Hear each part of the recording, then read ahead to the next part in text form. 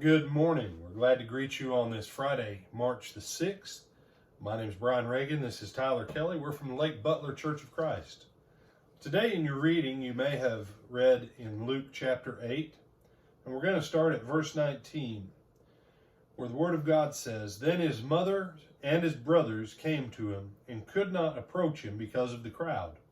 And it was told him by some who said, 'Your mother and your brothers are standing outside desiring to see you.' But he answered and said to them, 'My mother and my brothers are these who hear the word of God and do it.'" You know, Tyler, it's a fascinating thing today. People make a big deal about family. You know, I've got to go to a baseball game. I've got to go to a basketball game. I've got to go to a birthday party. And you say, well, when is it? Well, I'm going to have to miss out on the services of God. I'm going to have to skip out on the worship services of the church. And you know, it's a dangerous thing when you put your worldly family ahead of your faithfulness and obedience to the Word of God.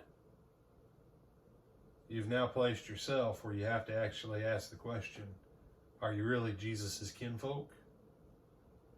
Because what Jesus asks, what Jesus says here in answer to the question about his parent, his mother, and his brother being outside to see him, those who hear the word of God and do it, that's my family. Jesus doesn't say whoever goes to the basketball game. Now you might say, well, you know, brother, it's just one Sunday.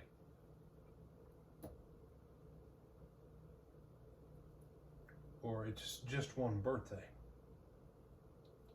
Or maybe you make a career change that you're going to miss the services of the church. You say, well, there's more to Christianity than just showing up at worship. That's right, there is. But wasn't it Hebrews 10 where we were told not to forsake the assembling of ourselves together, as is the habit of some? How long does it become a habit on something as simple as showing up for worship? How long till it becomes a habit to not meditate on the Word of God? How long? Pick all kinds of things that take us away from our devotion and obedience to Christ.